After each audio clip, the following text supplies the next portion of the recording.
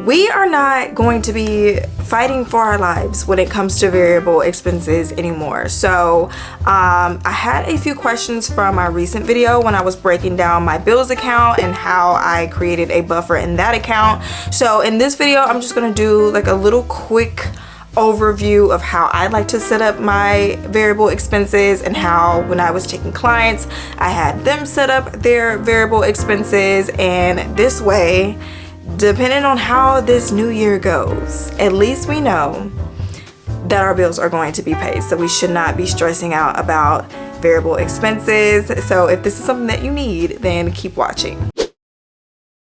All right, so really quickly, what are variable expenses? Variable expenses, simply put, are just expenses that fluctuate. They fluctuate based on usage. This is typically like utilities, like your electric bill, your water bill. It may include your personal care as well. Like if you're needing to pick up some stuff from the store for your personal use, it may be car repairs. And it's different from fixed expenses like rent, your phone bill, your car insurance, because those bills or expenses, we know how much they're going to be. Like every single month, we know that we are going to be paying $250 for our car, and we're going to be paying $85 for our car insurance. That should come as no surprise. But variable expenses have a bit of a surprise element to them, which if you are especially new to budgeting, it can make it very difficult to buckle down and try to figure out how to get your budget right. And if you don't get your budget right with these, then things can kind of go haywire for a little while. But just like I told my clients, when you get your butt whooped in the beginning, take what is happening as feedback. You use whatever blew up in your budget previously and try to incorporate that into a new plan. So you use what has happened to strengthen your new budget. And then eventually you're going to get to a place where things are kind of running smoothly. So just for the sake of the video, the example that we're going to use is our electric bill. Let's say, for example, we are trying to figure out that sweet spot budgeted amount for our electric bill, and sometimes your electric bill can kind of, fluctuate up and down. So I always say the best place to start is to look at your previous billing statements. Like, what was the previous amount that came due? And if you're not on level billing, it can fluctuate quite a bit. So I recommend getting at least the last 6 billing statements or the last 6 months worth of whatever that expense was. And this way you have enough quote unquote evidence to go off of that can help you to figure out, okay, what is the happy medium? So to start this off, we are going to be finding the average, and the formula that we are going to be using is the number of statements or bills divided by the number of statements or bills, which is going to equal the average. And for our electric bills, we have bill number 1 as $130, bill number 2 as $120, bill number 3 as $110, electric bill number 4 as $95, electric bill number 5 as $135, and then electric bill number 6 as $108. And the total of all of these electric bills is $696 divided by 6, which is the number of electric bills that we are using to find our sweet spot. That is going to be $116 average. To start off with, you can start with this amount, but as for me and my household, I need a little bit more security. And if you are like me, don't just leave it as the average. You can kind of try to play it, looking at the previous amounts. If we use an average of 116, that would mean for electric bill number 1, if that comes due again, we are going to be under budget. Electric bill number 2, we're going to be under budget.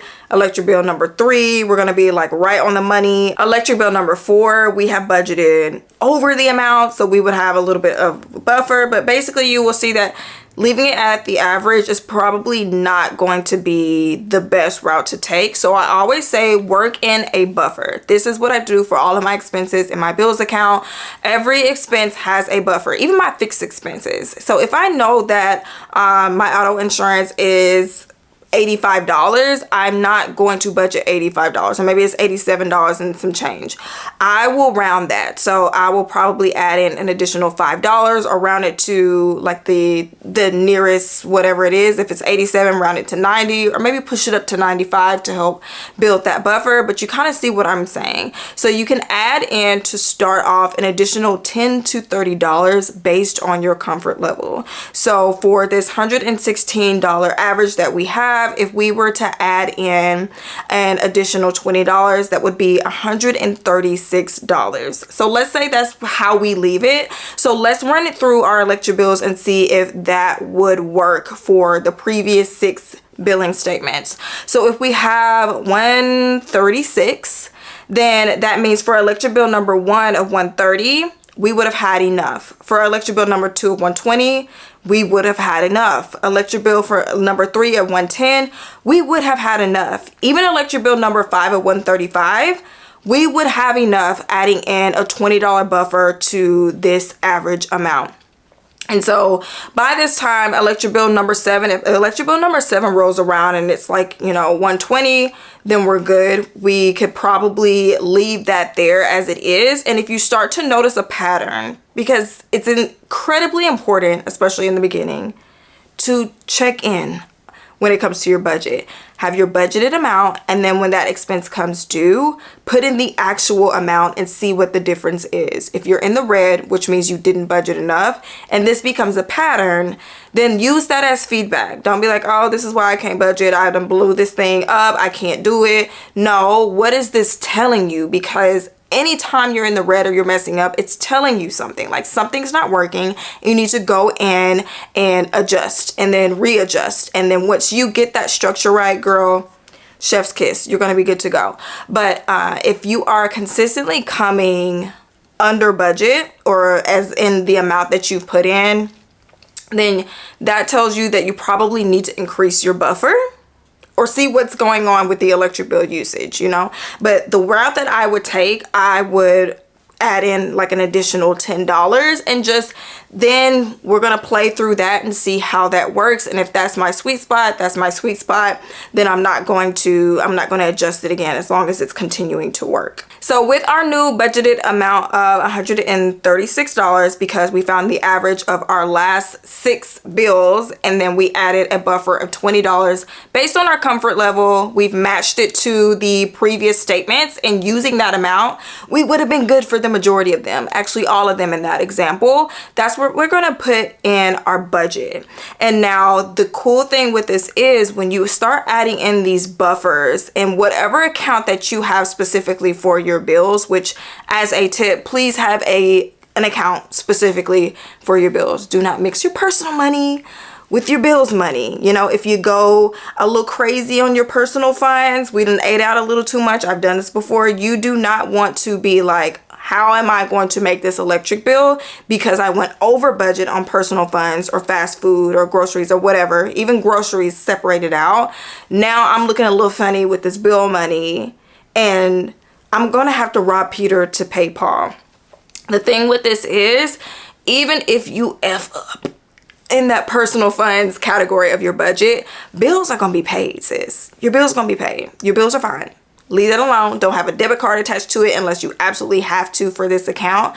Leave that money there. And so when you start to leave these funds here and let them do their own little thing, what say electric bill number 7 is $110. We budgeted $136. That means that we have a buffer of $26 because $26 was not used. That $26 is going to sit in that account, and it's going to do its little thing. Let's say water bill was, we washed a lot of clothes the previous month. We did a lot of water using. The water bill came over budget $10. We're not looking around like, where am I going to pull this $10 from? Or I guess I'm going to pull it from our personal funds and put it here. We're just letting that $26 that we came under take care of that. And we would have $16 left. And then if another bill comes due and then we are under budget again, let's say that we got to keep $10 because $136, we had a $126 electric bill for the next month. then that buffer just went back up to that amount. And it just kind of helps you to take care of these expenses that are not right on the money, because we're human. There is no way we can see into the future and be like, girl, this electric bill is going to be $146 next month. I can feel it. I can see it. I can see myself in the future. I can see this bill and it's going to be $146. I don't know about you, but I don't know anybody with that ability. So you kind of have to work in these safeguards to make sure that when this bill comes due, we have enough to pay for it. And we don't want to be using any of our bill money, even if it's not intentional, on something that's outside of bill money. I can't tell you 2025 is going to be your best year financially. I don't know what 2025 is going to look like for me. And I don't like the feeling of feeling uncomfortable and not having a system in place that is going to help me to be able to pay for my bills. Like, I got kids to take care of. And so I know at least the way that I have this working, bills are going to be paid as long as my income stays the same. And that is enough for me. This at least checks one little thing off of our list, one little less thing that we have to worry about. So hopefully this was really helpful to you guys. Let me know down below how you tend to budget for your variable expenses. And for those who are comment scrollers like me, leave them some tips as well. And I will catch you guys in the next video.